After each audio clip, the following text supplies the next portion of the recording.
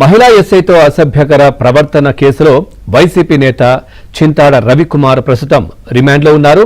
ఇక ఘటన జరిగిన 9 రోజుల తర్వాత చింతాడ రవికుమార్ను అరెస్ట్ చేశారు. ఈ క్రమంలో పరారీలో ఉన్న 9 రోజుల్లో 8 ప్రాంతాలకు వెళ్లినట్లు పోలీసులు గుర్తించారు. 24 సిమ్ కార్డులు, 21 మొబైల్ ఫోన్లు ఉపయోగించినట్లు పోలీసులు చెబుతున్నారు.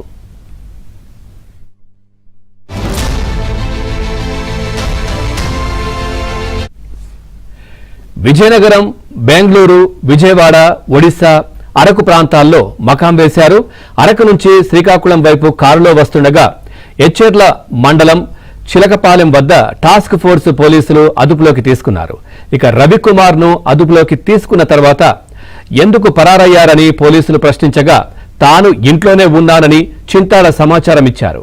పూర్తి సమాధానం ఈ విధంగా చెప్పారు. దీంతో పారిపోయినట్లు అధికారులను చూపించడంతో చింతాడ రవికుమార్ మౌనంగా ఉండిపోయారు.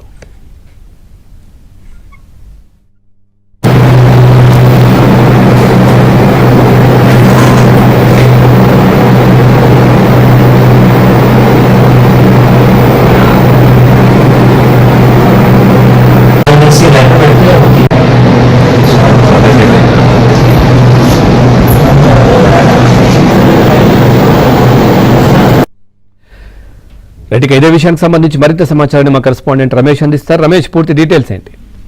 పవన్, ఏదైతే శ్రీకాకుళం జిల్లాలో మహిళా ఎస్ఐపై దాడి కేసులో ప్రధాన ముద్దాయిగా ఉన్నటువంటి ఆంధ్రప్రదేశ్ వైసీపీ ఇన్ఛార్జ్ చింతాడ రవికుమార్ దాదాపుగా 9 రోజులు అబ్స్కాండ్ తర్వాత పోలీసులు పట్టుకోవడం, ఆ తర్వాత నిన్న మేజిస్ట్రేట్ ముందు హాజరుపరచడం, 13 రోజులు రిమాండ్ విధించడం, ఇవన్నీ కూడా మనకు తెలిసిందే. అయితే ఈ కేసులో మొదట అదుపులోకి తీసుకున్న తర్వాత పోలీసులు చింతాడ రవికుమార్ ను విచారించేటటువంటి క్రమంలో చాలా ఆశ్చర్యకరమైనటువంటి విషయాలు వెలుగులోకి వచ్చాయి. ప్రధానంగా 30వ తేదీన జగన్మోహన్ రెడ్డి పర్యటన సందర్భంగా మహిళా ఎస్ఐ ప్రవళిక పైన దాడి చేశారు, అనుచితంగా ప్రవర్తించారని ఆ రోజే ఎఫ్ఐఆర్ నమోదైంది. అయితే ఎఫ్ఐఆర్ నమోదైన తర్వాత చింతాడ రవికుమార్ ఇక తనకు అరెస్టు తప్పదని భావించి ఆ రోజు అక్కడి నుంచి పరారయ్యారు. దాదాపుగా 9 రోజుల పాటు 8 ప్రాంతాలు మారుస్తూ ఆయన మొత్తం పరారీలో తిరిగినట్లు పోలీసులు ప్రాథమికంగా గుర్తించారు. ఈ క్రమంలో 24 సిమ్ కార్డులు, అదేవిధంగా 21 సెల్ ఫోన్, మొబైల్ ఫోన్లు వినియోగించినట్లు కూడా పోలీసులు గుర్తించారు. మొత్తం కూడా ఈ రకంగా మొత్తం సెల్ ఫోన్లు మార్చడం, సిమ్ కార్డులను భారీగా వినియోగించడం ద్వారా ఎక్కడ ఉన్నారో ఐడెంటిఫై చేయకుండా పోలీసులు కన్నుగప్పి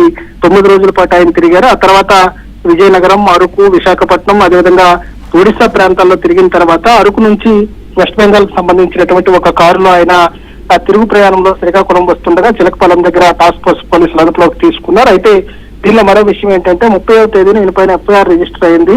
రిజిస్టర్ అయిన తర్వాత ఈయన మొదటిసారిగా ఆంధ్రప్రదేశ్ నుంచి నరసన్నపేట వెళ్లారు. నరసన్నపేటలో ఉండేటటువంటి వైసీపీకి సంబంధించినటువంటి సీనియర్ నేత, మాజీ మంత్రి ఇంట్లో ఆయనకు ఆశ్రయం ఇచ్చినట్లు తెలుస్తోంది. ఆ తర్వాత ఆయన సూచన మేరకు అక్కడ నుంచి ఆయన రహస్యంగా విశాఖపట్నం వెళ్లిపోయారు. ఆ తర్వాత అక్కడ తనకు ఉండేటటువంటి స్నేహితుడు, పాత స్నేహితుడు ఇంటికి వెళ్లారు.